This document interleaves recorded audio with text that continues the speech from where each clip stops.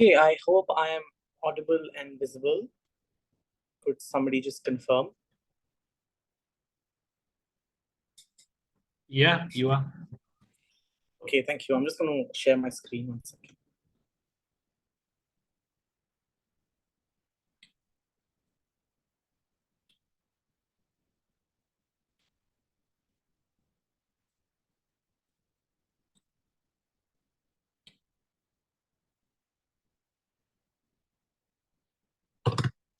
Okay, welcome to the workshop Judging Effectively.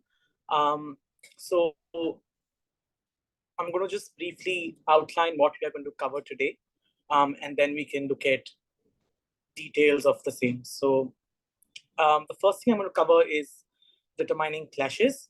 How do judges do that? What is it that they should look at? The second thing is oral adjudication, and how to make it more effective, and what are the sort of things that you should look at while giving an OA. And lastly, very briefly on how should you take notes and what should that entail for each individual. Okay, let's start with the sort of first aspect of the workshop, identifying and avoiding clashes. Just as a note, at any point, if you have any questions or don't understand anything, feel free to unmute yourself. I'm not looking at the chat, so feel free to unmute yourself and just stop me. I have no issues with that. Okay, so what are clashes? I think this is something most people know, but just to be clear, it's sort of a question and disagreement that is meaningful for the debate.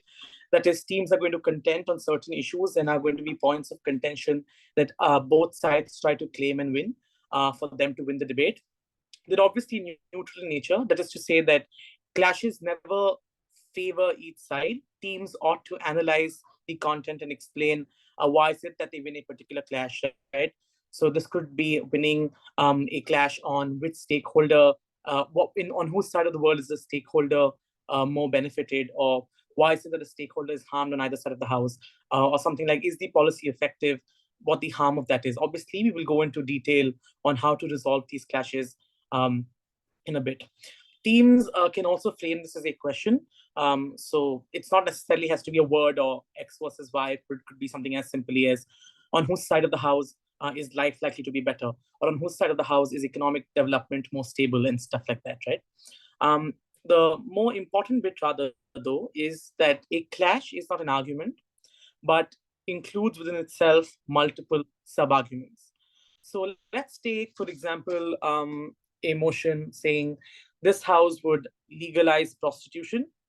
Under this, Gov can argue a host of things in terms of why women should have the right to bodily autonomy, and allowing prostitution enables that, why the state ought to legalize, therefore, this bodily autonomy. The second argument can be on how this allows them to escape from male hegemony and what this looks like, in that they can reassert the narrative and recontrol what decisions that they want to make about their lives.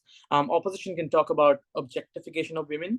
They can talk about why this is likely to lead to increased violence, gendered violence, or other things of what kind of messaging this gives to society. What does the state want to prioritize for women, and stuff like that. All of these are separate issues and separate arguments, but fall largely under the broad umbrella of what the implication is on status of women and how is this essentially going to change things for women. But multiple subclashes. Obviously, teams can win the more crucial ones and do that weighing for you. Lastly, I mean, it's quite clear you need clashes because you can't judge debates in a vacuum. Most often, if not, teams have to do that job for you and explain to you on how the material interacts with each other.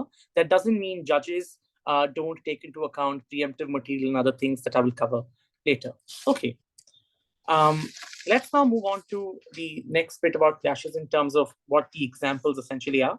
So I'm going to very briefly go through this.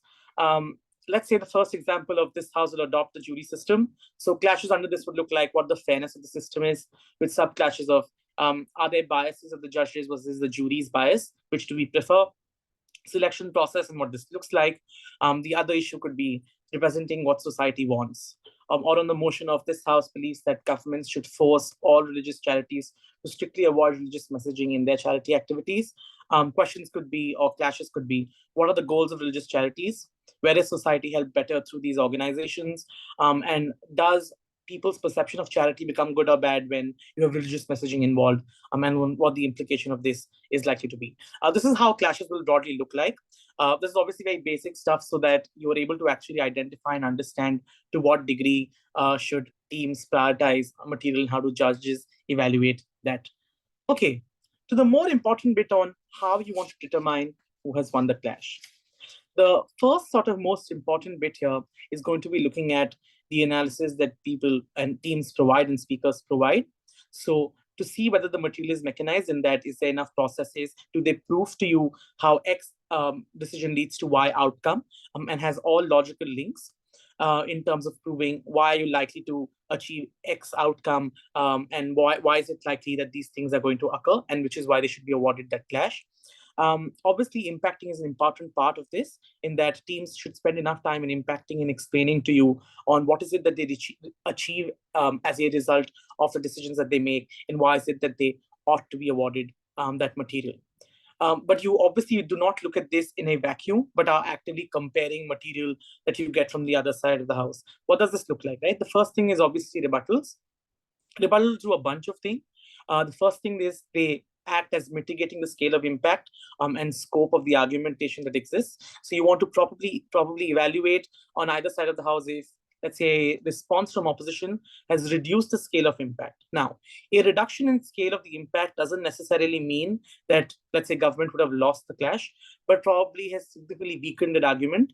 Judges then need to look at to what degree is the argument weakened, to what extent has opposition cast enough doubt to ensure that they get the clash, and what this will look like. Obviously, these are subjective things that judges have to make a call on while they are in the debate. The second thing rebuttals do is they prove that claims made by the opposing team are incorrect and harmful, in that proving that all of the XYZ arguments that government claims are less likely to be achieved, or opposition claiming that their world is better off is unlikely to occur, given reasons that either teams will have. And lastly, rebuttals are obviously used to flip arguments and provide competing frameworks, in that reframing the debate. And teams oftentimes, as judges, we want to be careful, because teams oftentimes use this to sort of reclaim the clash, and the clash sort of slightly changes on the way in which you are leaning. An important tip here, although, is to ensure that you don't make up your mind within just first speeches are done. Oftentimes, judges are limited or limit themselves just by looking at PM and LO speech and say that if these are the issues that speakers have spoken about, these are likely to be the more contentious issues in the debate. Surely, but it's completely possible in second speaker and onwards for clashes to develop over time, or a specific part of a larger clash to become more important. And you want to be wary of how those things happen via rebuttals and engagement, or POIs that will happen on either side of the house. Please do not count reasons and arguments under a particular issue. Just because somebody has won 3 out of 4 sub clashes, or has 3 arguments supporting their clash over one solid, strong argument from the other side, is not reason enough for you to give them the win, unless and until those 3 are compelling, robust reasons that take out other material that you've gotten from the other sides. So obviously, material and analysis is the sort of bedrock on which you sort of judge. The other things you want to look at, though, is, and this is a repeat from what was earlier, but this is slightly different in the sense that you're not just looking at the robustness and depth of the analysis and processes that teams have provided, but you also want to check if the reasons that they have provided lead to their logical conclusion. Oftentimes, teams make certain claims, but it's not likely that the impact is going to be something that they achieve, and you want to constantly check on what this looks like. The second thing is this material that teams give you sufficient? Now, what does this mean? Obviously, most times teams aren't able to prove a particular argument to the maximum extreme of achieving a particular impact. And there's a lot of gray between that black and white in terms of minimal versus maximum analysis of an argument. You want to look at on a scale to what extent is a team proven argument X, and to what degree is that enough for them to be winning that clash, right? And what helps in this is looking at the weighing that teams provide. Is that weighing sufficient?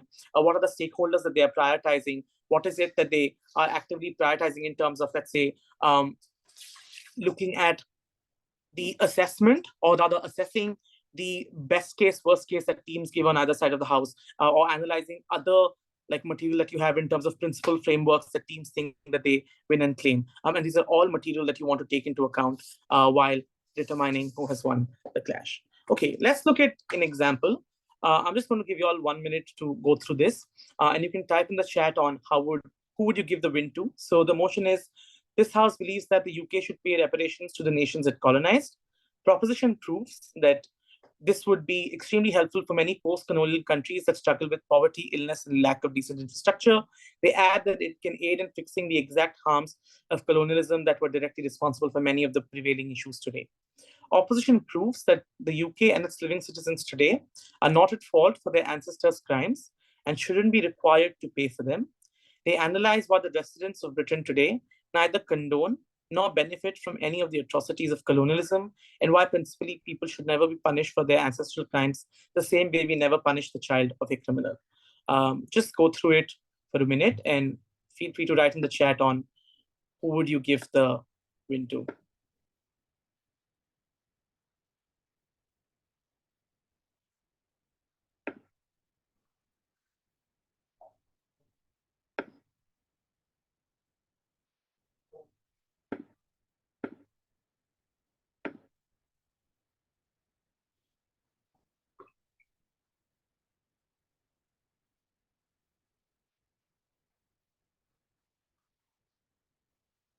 Okay, unless others are not writing, I'm going to wait for 15 more seconds.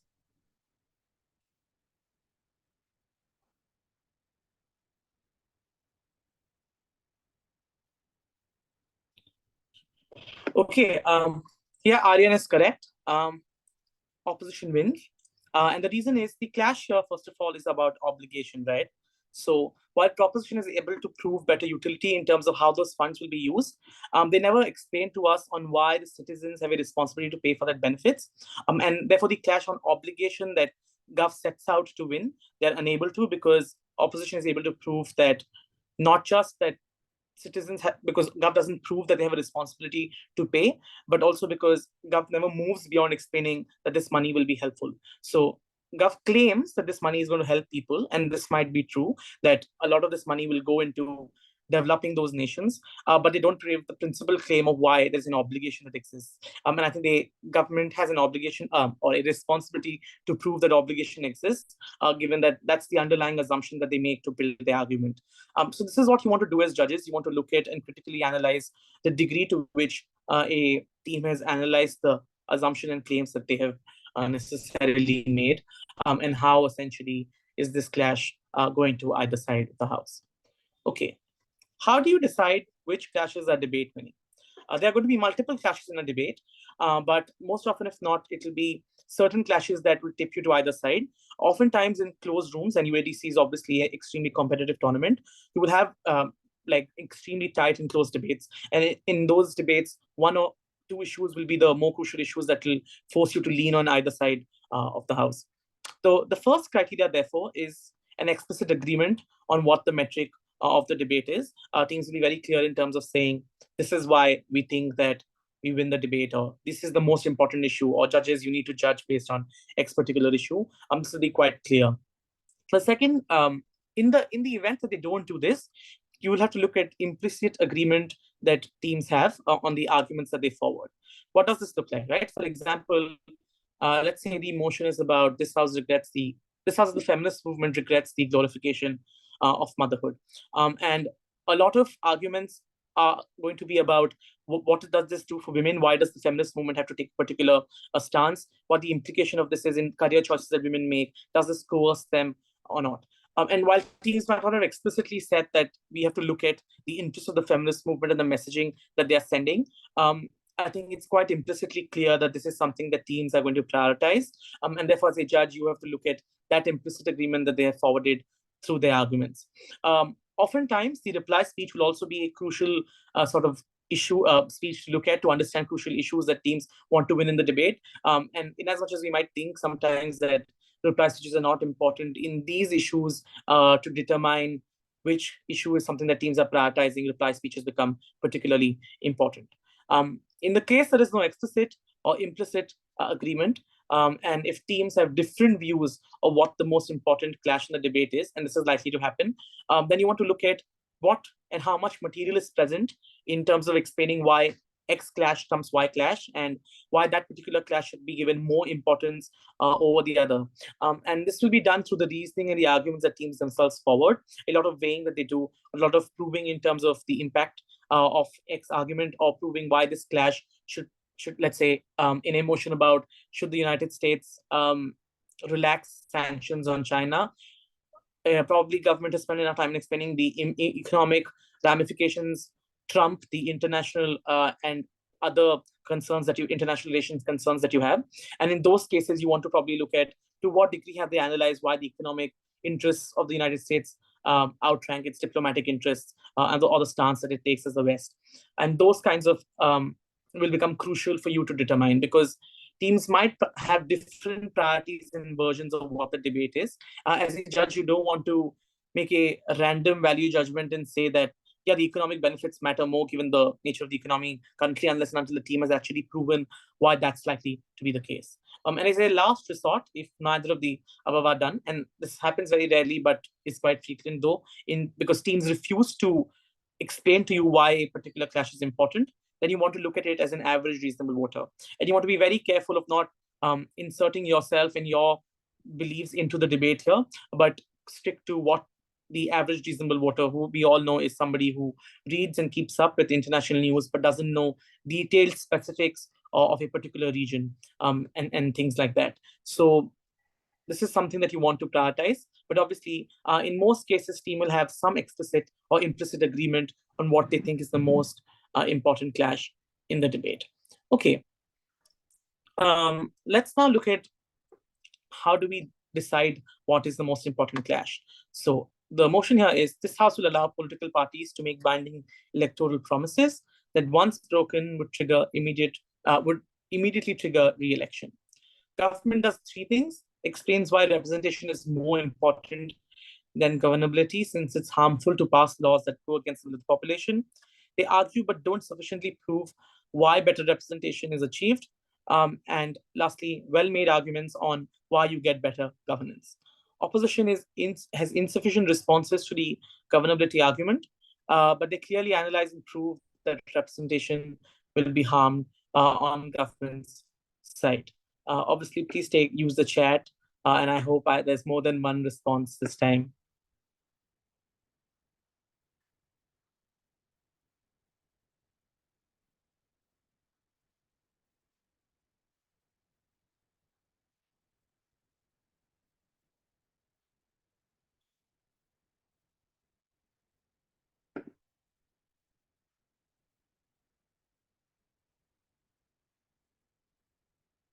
Okay, OP is likely to win because government prioritizes and proves that clash on representation is more important. That's the first claim that they make, but they don't prove why this representation gets better. So there is some implicit agreement here that that's the clash that's most important. And opposition is able to clearly show to you why representation is harmed. So you can award the issue of governability to government and credit them for that. But as a judge, you want to be careful and spend time in actually explaining why is it that you prioritize the clash on representation over the clash on governability, and make sure that you do this very clearly. Sometimes teams will get upset, but you want to, and we'll cover that on how to deal that more clearly in oral adjudications in terms of fixing those materials. So this is the decision. Opposition is going to win because of that. Okay, so that's the first bit of clashes.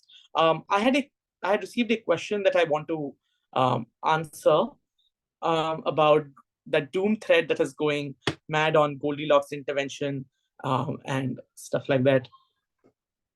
Okay, so I'm just going to remove the question. So the question is, how do you evaluate when to resolve a clash where both teams have equal weighing with a Goldilocks intervention, or discard it as a wash? The first thing about Goldilocks intervention is just a fancy term, but judges will apply that or intervene in deciding when weighing is not done properly. In most cases, weighing is unequal, and that's when you have to look at, intervene, and see to what possible extent can I buy the argument that teams have made. So there is no absolute objective answer to say no, just discard everything that as a wash. But you want to look at the robustness of the analysis, the processes that teams provide to receive a particular argument. The level of intervention will be limited to, number one, what the burdens are that either sides of the house take up through material that is either implicit in the motion or the arguments and other material that they push forward. You want to be very wary of not being interventionist to the degree that you are making arguments for the team or saying, this is probably very, very implicit when it is not. And that's something you want to take care of. So no, it won't be a wash. You will credit material to the degree that it has been provided, but you'll have to do that way up. And that's where you intervene and use that sort of Goldilocks principle, but don't over-intervene to the degree that you are making the argument for the team. Okay. Oral adjudication. Please stick to 7 minutes. Do not go on for 15 minutes and explain a whole bunch of details. The second bit is very important. I think oftentimes we doubt our own abilities, but once the ballot is gone, I think you need to have a little faith in yourself and your abilities to justify your reason. You sat there for 58 minutes or an hour and made that call, and you should have faith in the call that you have made based on holistically judging the debate, keeping your biases in check. So don't lose having confidence is really important, because if you don't believe you've gotten the right call or have that a little bit of faith in yourself, it's unlikely that you're going to be able to persuade teams. And lastly, be concise, clear, and comparative. And this is something we'll go into detail ahead. Okay. An issue people face is that there is too much to do and there is not enough time. And that is the reality of trying to condense a 58-minute debate into 7 minutes of OA. But before we go to that, let's look at what the ideal OA structure should be. So people start with general comments on what the quality was, above average, what the engagement looked like. This has to be short and precise. I've seen people give general comments of 5 to 7 minutes. Teams are honestly not interested. They want to know who has given the call and why have you decided the call in a particular way. So please do not spend anything more than 45 seconds on general comments and try to ensure that you are not giving constructive feedback here to teams, right? This is just a general overview which applies to both teams, which is something that they should probably keep in mind, or something that both teams made a lapse on and overall quality of the debate suffered from. The second is the reasons for the call. This is going to include a short overview of the case and clash comparison. We've already covered how do you determine clashes and what are the sort of reasons that you take into account. And lastly, leave some time for questions from the team. And the reason of this is it's not just because teams are probably doubting your decision. Sometimes that could be the reason. Sometimes it is that there's a language barrier and teams aren't able to understand and want clarity. Or at times there is questions to be asked on probably a particular explanation that we did was not as clear and teams want to get more clarity on that. Sometimes questions are in good faith, sometimes in bad faith, but we always have to answer them and do our job. Okay. So the first important thing is time management, right? As I said, general comments cannot be 2 minutes long, 5 minutes long. Please try to ensure that you keep it condensed. Learn to prioritize. You will have to prioritize which clashes you want to cover. You will not be able to do 58 minutes worth of speeches in 7 minutes. And therefore, you want to ensure that you are very, very precise and effective in delivering that, and ensure that you keep time yourself, keep looking at the clock in terms of saying, am I spending disproportionate time on a particular clash? Do I need to move on? And sort of that helps you keep in check and not exceed beyond the 7-minute limit. Okay. The reasoning, right? The first thing is keep in mind that you're not here for a synopsis of the debate. Oftentimes, judges just say, Gov said X, Op said Y, Gov responded by A, there was no response from Op. That's how the debate went. There are at least going to be 3 judges at times, or more than 1 judge at times at UADC. Or even if not, teams have themselves been in the debate and they're aware about what arguments happened. You just want to, the reason why we summarize is to explain to teams to what extent they analyze a particular argument. And to most often, if not, teams think that they've analyzed something to X level, but they might not have. And just to convey to what extent have you understood what they've analyzed, right? Because they just want to know how you reach your call. So they're not interested in a snooze fest where you go on for long explaining what the debate was. They know that. While explaining clashes, Please don't just mention X argument on one side and Y on the other. You want to actively compare, and this comparison looks like, why is it that material from opposition mitigates the claim in X, or why is it that analysis that team gave was not enough for you to buy the claims that they forwarded, and therefore the limited rebuttal that came from opposition was able to take over that. Those are the reasons that you want to incorporate in your OA and explaining how you decided the call the way you did. While you do this comparison, to the best of your abilities, try to use similar framing in words that teams have used. The reason this is important is teams are able to immediately connect what material that they presented and how you actually viewed it.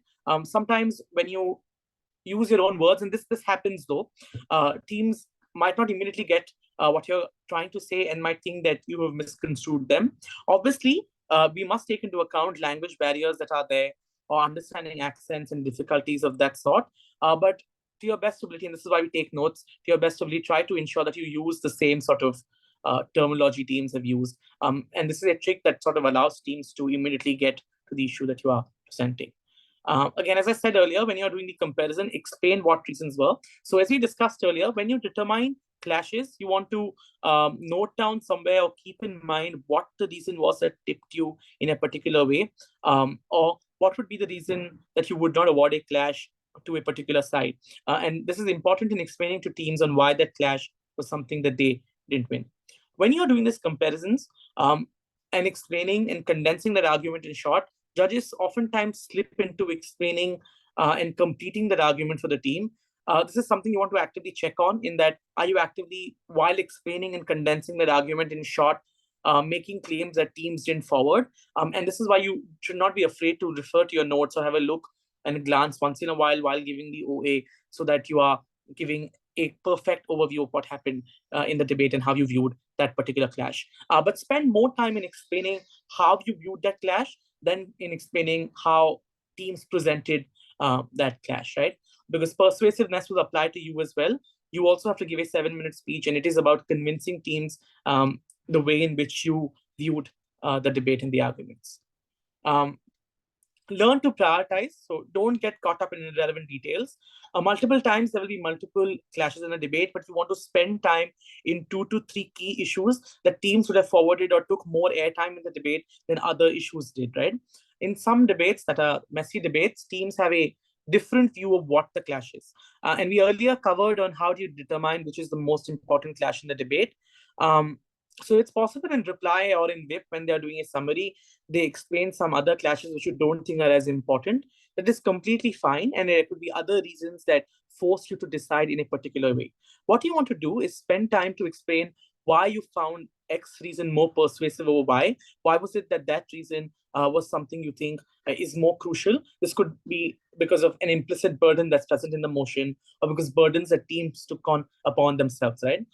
And these are important reasons, because sometimes teams will not be happy in why you viewed a particular way, but that's completely fine as long as you are clear in explaining what was the sort of factor that influenced your decision. Obviously, as I said earlier, be fair.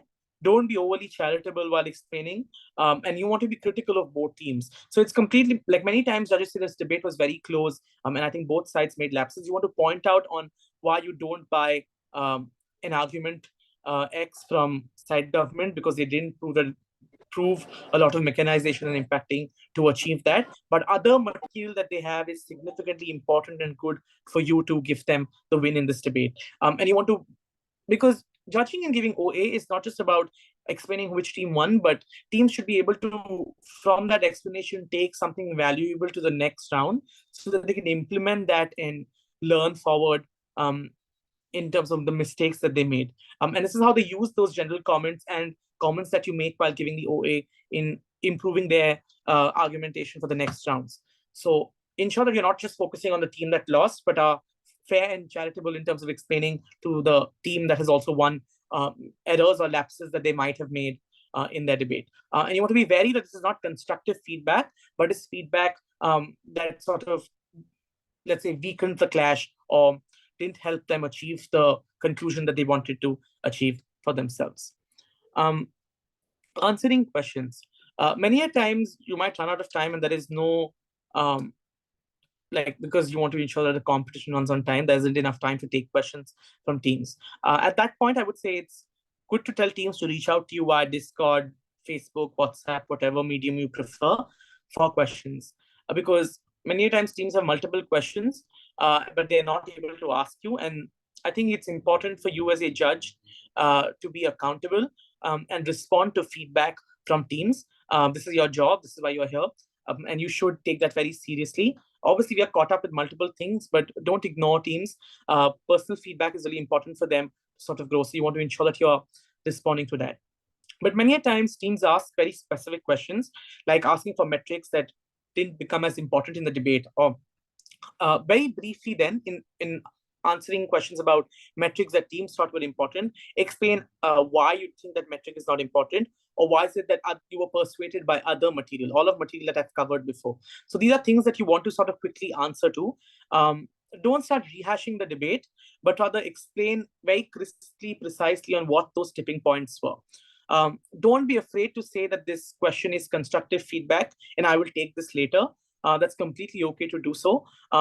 Because teams are very impatient and want to know immediately, but you can ask them to reach out to you later. This doesn't reflect badly on you. It's just that there is a time shortage that you want to sort of stick on, and there are other judges who might want to give away, or the Adjudicator is waiting to start the next round. So you want to stick to the point and only evaluate the debate that happened in front of you, and not sort of start analyzing and giving answers to questions, or in your way incorporate things on what you thought the debate should have been, right? There are times where there are certain sort of comments that you make that might veer towards constructive feedback. That is, I think if you would have added impact in this argument, you would have won the clash, but this was not there. In that, you want to probably frame it more clearly in terms of saying, number one, this is what the argument was lacking. This is why the argument is something that I can't award to you. And these are the reasons why you lose out. Don't start giving, oh, you should have said like X, Y, and Z, and then I would have probably given you the clash. You don't know what would have happened. You don't know what the response from the other side would have been. So don't try to make those sort of judgments while giving OA. You want to reserve that for constructive feedback in terms of explaining what was missing in what the teams analyzed. Okay. Are there any questions so far on clashes or making OA?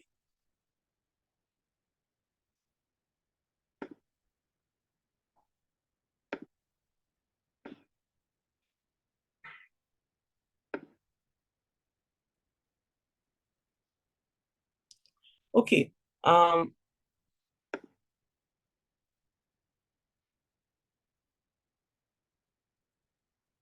Okay, let's go back to the obligation example.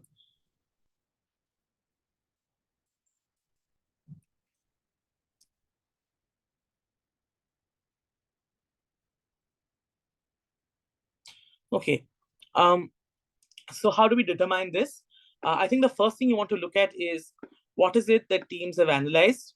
So you can look at what Gov has argued, right? I think the first thing that they argue that this will be very, very helpful to those countries. The second thing that they add is it can aid in fixing exact harms of colonialism that were directly responsible for many of the issues prevailing today. The underlying assumption that they make here is there is an obligation to fix the harms of colonialism that exist.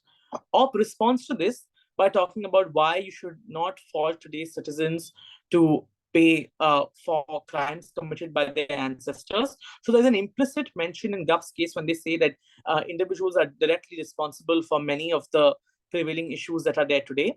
And that implicit concession leads you to sort of decide that this clashes about obligation, or why is it that you owe reparations to people? Because Gov does analyze why it's going to be helpful. And I don't think that can be disputed, that money that will come from colonizers to nations who were colonized will obviously be helpful, given that they are economically weaker or are not as developed as their colonists were.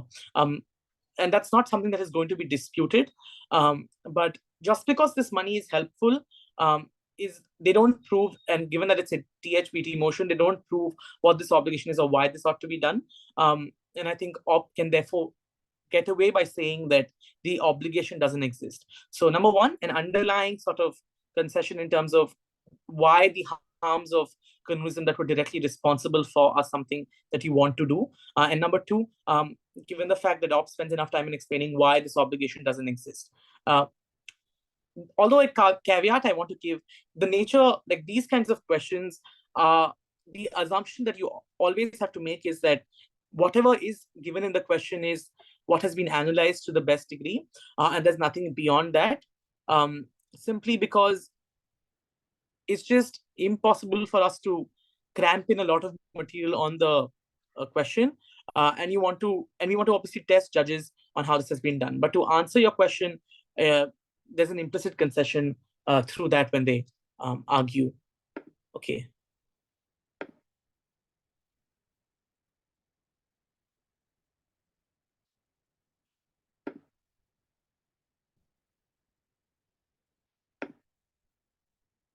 So I'm a little confused. The word should implies obligation. Okay, let's assume that the word should does not imply obligation.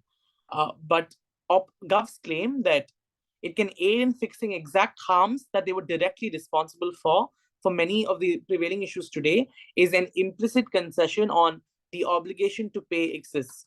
But also should obviously implies an obligation, because what is the other reason that reparations ought to be paid? And both teams are obviously going to talk about the nature of obligation that exists. So it's not just that, oh, you should randomly pay money, but there is some sort of duty and responsibility towards nations that you colonized, is implicitly that motion asking you to explain at Gov on what the obligation exists. So should probably does actually imply obligation to pay back those to those you colonized.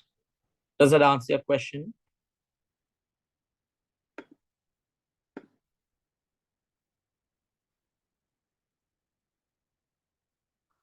Okay, Aryan has asked me some. It's just better if you ask these questions directly on the group, like which everybody can view. But Aryan's question is: sometimes teams give multiple analysis to a certain clash and want them to be included while comparing clashes. How do we include? How do we accommodate multiple analysis and also compare them? Okay, I think everybody has a different style. The way I do it is, I say, this is the clash. These are the multiple layers of argumentation that we get from, let's say, government. This is why reason A and B are persuasive and why reason C is not persuasive. And then you want to come. So what was material that you appreciated under that clash? What was material that you don't think was well done? Or was material that you don't think was analyzed or think was lacking something? And compare that to responses and positive material that you got from the other side. You don't want to go into extreme detail of what was analyzed, but start actually analyzing or explaining to teams on how you viewed particular analysis. So let's say on a motion about, let's take the glorification of motherhood example again, or let's say the legalizing prostitution example again. Government, let's say, argues a large chunk of government argumentation is about obligation of bodily autonomy that women have and the obligation of the state to allow them to reach that autonomy. The responses that we get from opposition is this enables objectification, this legitimizes violence, and it sends a negative message to people. I will just explain that these are the three claims we got, but I would say opposition never proves to me why a negative message to people is being sent about. The reason why this is not persuasive is because material-led government, in terms of state enabling bodily autonomy, is more important. They analyze this by going into whatever specifics that they have in their speech. This is why this material trumps the 3 bits of analysis that you have, and that's how you go forward. So you want to pick up more important bits from that analysis that influenced your decision, rather than covering all of the material that is present in that. Obviously, teams will ask you and want you to analyze in detail material that they covered, but tell teams that they can approach you later for an in-depth view of that. You ought to give a sort of limited, concise view of clashes that teams have provided. Teams can be unreasonable in questions, but you have to ask them to be reasonable. Okay. Is there any other question?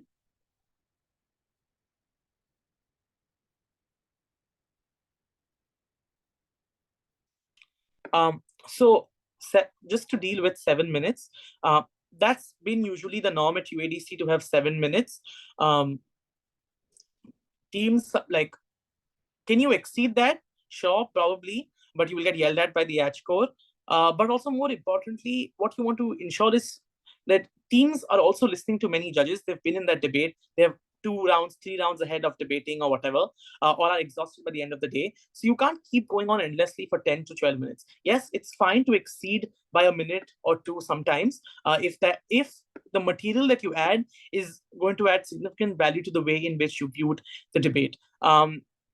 So difficult rooms or easy rooms, it's hard to determine that, because actually rooms which have a lot of analysis and quality will be much easier to judge, because you actually have material to compare against, and material to weigh against, and a lot of weighing will be done by teams, versus a room that doesn't have a lot of analysis and robustness, because then you have to make sort of calls in term and look at the extent of analysis, explain why it was not enough. So most often, if not, 7 to 10 minutes should be enough for you to do that analysis and explain why you view one thing in a particular way or not. Lastly, like, this is again very subjective to say that some good judges take X amount of time. This depends from judge to judge.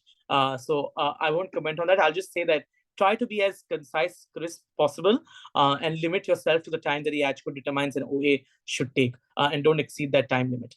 Because teams sometimes in comments while giving you score do write comments that say that, and don't give you a high score because this OA was unusually long, and therefore we can't give it a high score because the judge exceeded the amount of time. Just like speakers have to stick to 7 minutes, it's also your job to stick to time that is allotted. Okay.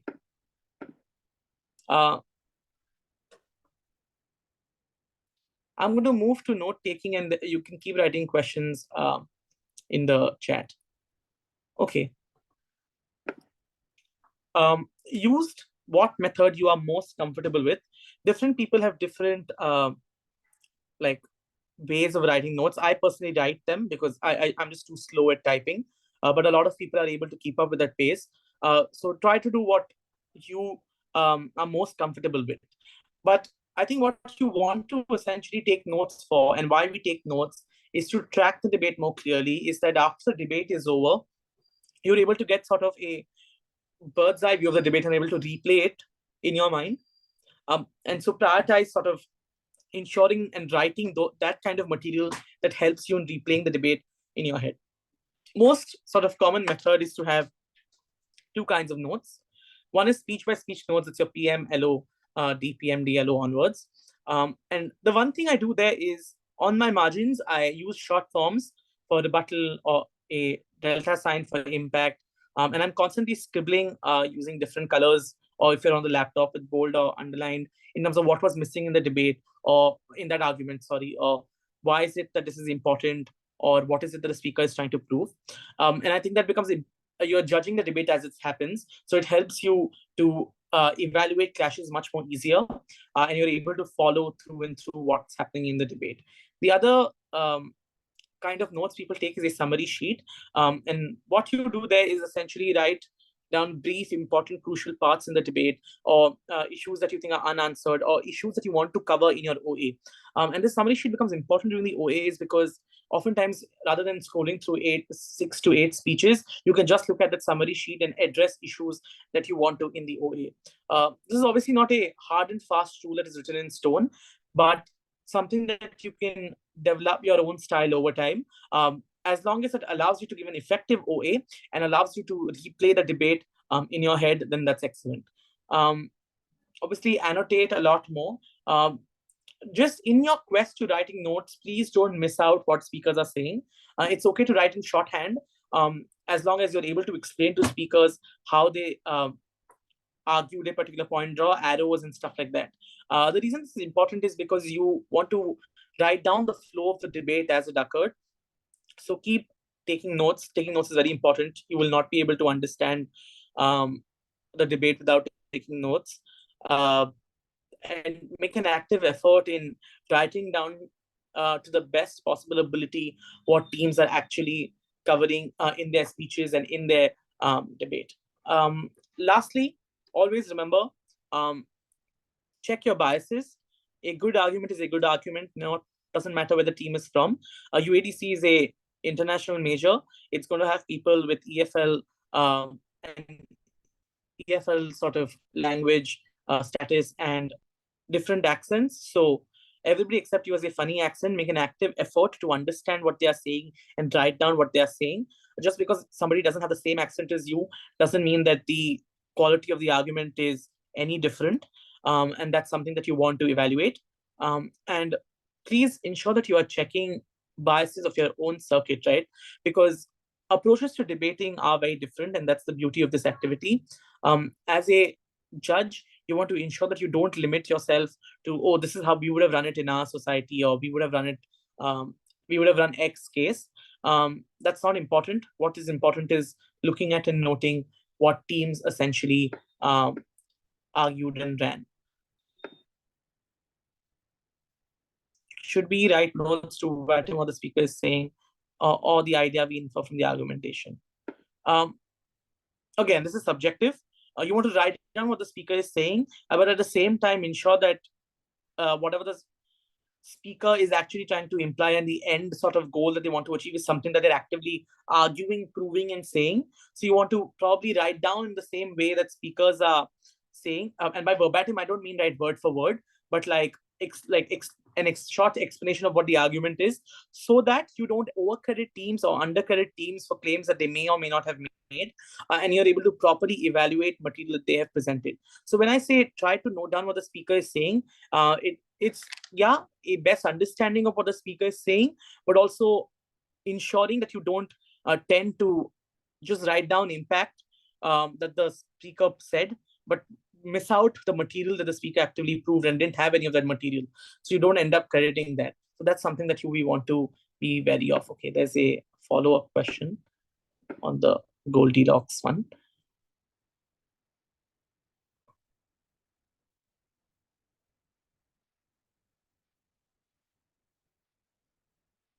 Yeah, this is a question I think Raju, you had asked for on the form as well.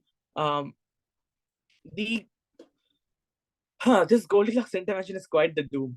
The first thing I think you want to look at is looking at to what extent teams prove the likelihood and unlikelihood happening. Have they given enough material in weighing to prove either likelihood is happening or not? If that's not the case, you want to probably then and it's not like you don't discard argumentation as a wash. The Goldilocks principle is that you intervene and make sort of subjective weighing decisions based on what teams didn't do. So it's not that weighing is completely equal and then you start intervening. No, there are some missing parts for you to credit the team. That's when you intervene and do the sort of Goldilocks intervention to determine. You don't discard it off as a wash. If weighing is equal, you probably want to look at is something teams explicitly agreed on this material. Have teams made some sort of concessions internally within that debate? So you just don't completely discard it simply because the Goldilocks intervention you think makes you too interventionist, in the way in which you're evaluating this clash. I just want to give quick credit and shout out to these people and the materials that they provided with. A lot of the debating that we and the material that I covered today was based on from what I learned from them or got from material that they created. So Clashes by Haddad and Sela, Clashes and Prioritization by Enting, How to Be a Good and Useful Wing Judge is a document by Enting and Nick, Judging Fundamentals by Shudipto for last year's workshop, and the WDC manual. I can share this PPT with you for sure. The other materials are either on YouTube or present elsewhere. So this PPT can definitely be shared with you guys for sure. We still have 5 to 7 minutes. If there are more questions, if you want to unmute or want me to cover other sort of aspects of judging, feel free to ask now. I don't have any issues if you want to do that.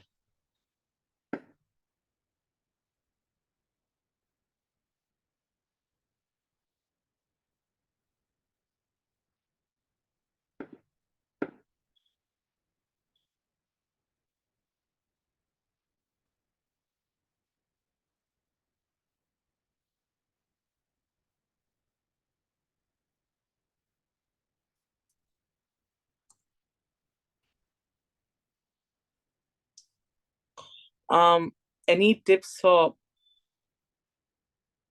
beginner level judges?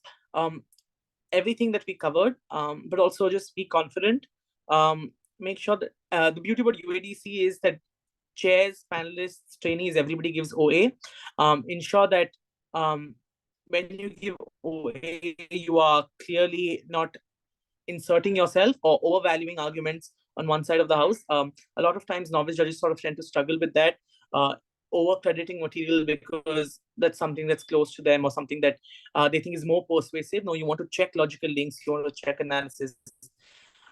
That's my tip for beginner level judges: is have faith in yourself and try to learn as much as possible.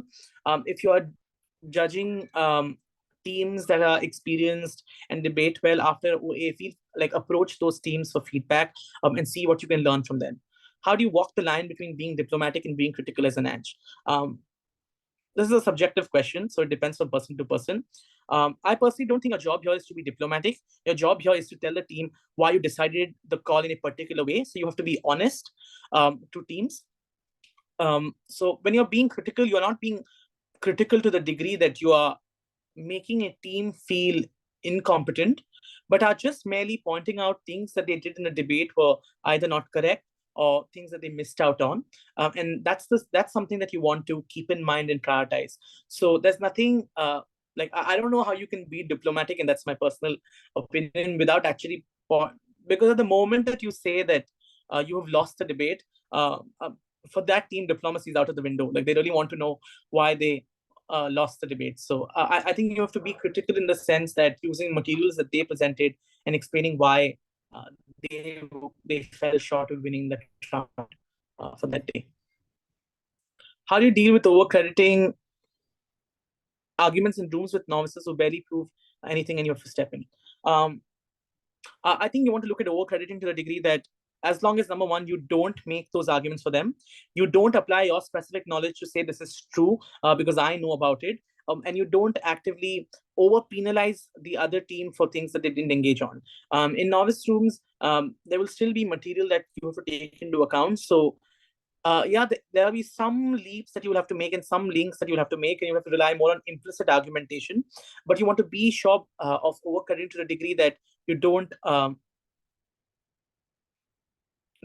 actively overcredit them on material that they didn't make. So the thing about overcrediting is judges tend to start making the argument, and I'm repeating this too many times because this happens many times. You want to ensure that you don't start making the argument for the team. Okay. There are no clear clashes between teams. Is it true that government will win? Because no, this is not the case. If there are no clear clashes between teams, there are no automatic wins. Government doesn't automatically win.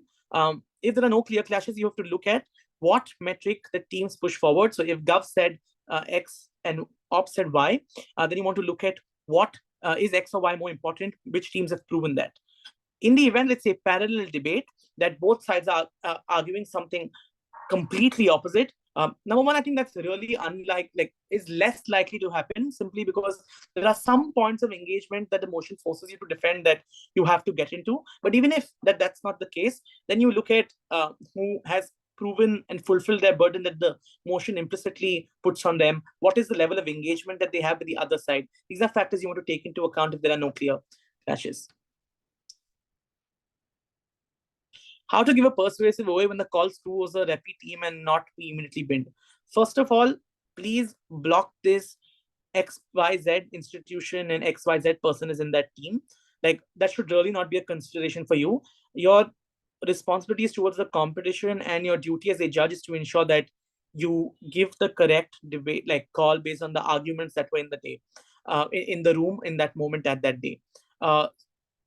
So giving a persuasive OA to a repeat team is no different than giving a persuasive OA to a team that is not well known. I personally don't think there should be any difference in the way in which you mince your words or present your OA because you're giving it to one particular team.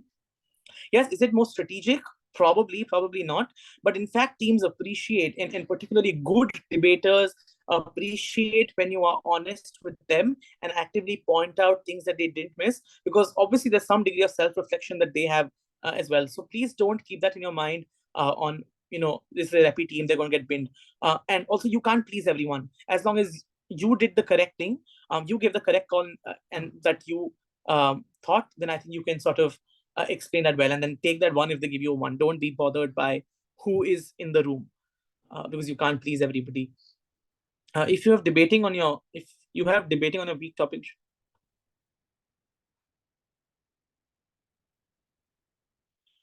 If this question is as a debater, how you should approach it, I would suggest you look at the other workshops that the Occom and CAP have sort of planned, particularly the one by Taha on adapting in debates. That's important if there are issues that you didn't know and how to deal with those debates. But I would personally say is you want to respond to material. You want to look at reasons that the average reasonable voter would know. Judges would be persuaded most by those reasons. That's something as a beginner that you want to take into account.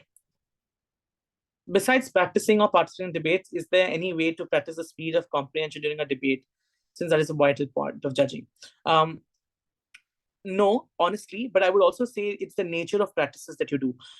Try to practice in different circuits, visit competitions in different parts of the world, which are like online debating has really helped that.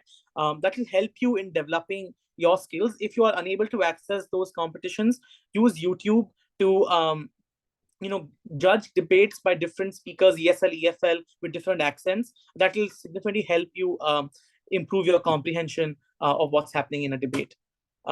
Yeah, you can unmute for a question, but I'll answer the next question first.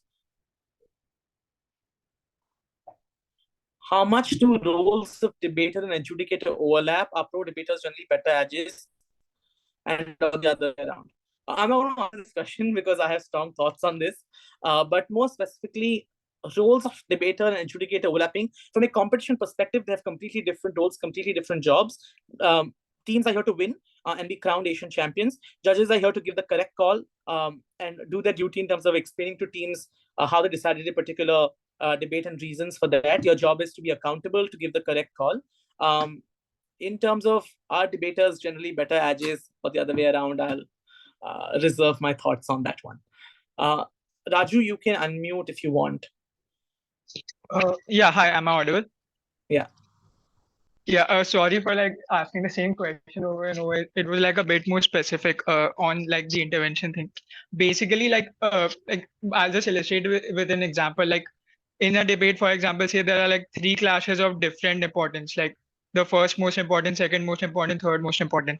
In that, like while I'm like looking at the second most important clash, I've already seen like both teams, like to what extent both teams have tried to prove the argument and ultimately come to the conclusion that like neither of them like were more persuasive than the other, like they both proved it to the same extent.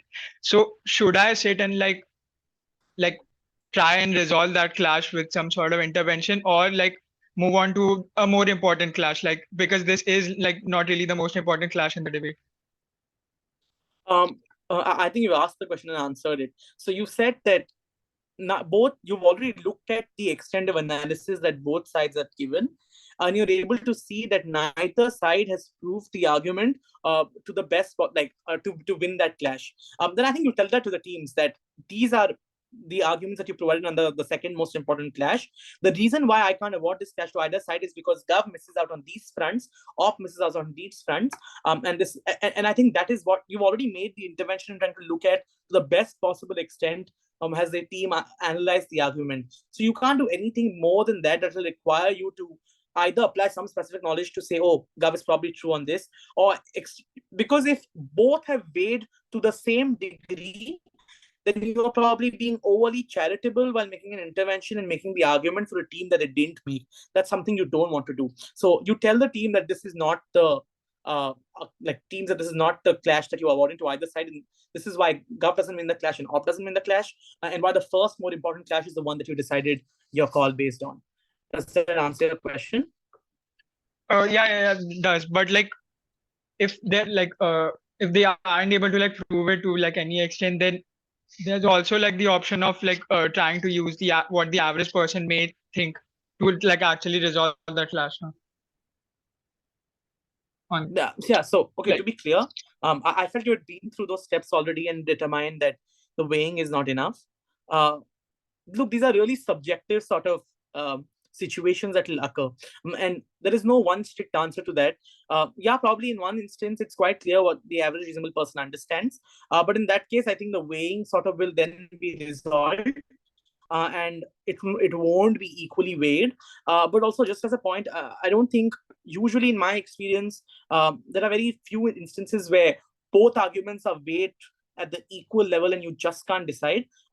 Like, so one of those average, reasonable, implicit and explicit agreements will resolve that weighing for you. So yeah. All right, thank you so much. Sorry for this. No worries. Don't apologize.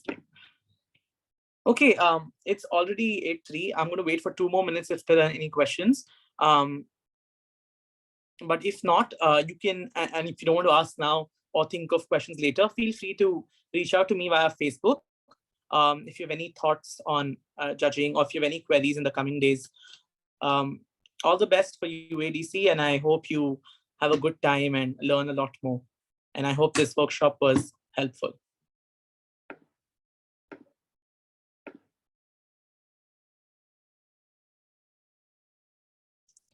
Yes, I will send the slides to Ocom. They can post it.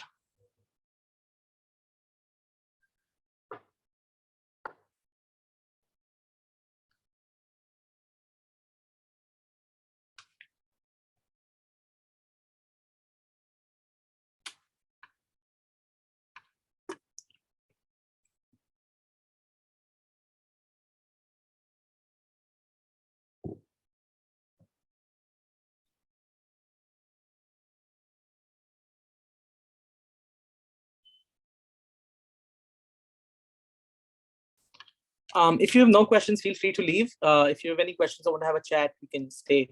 No, I'll send the PPT to Ocom. They will post it up. I just need to make some changes. As in, like, I need to put it, make the link and all of that. So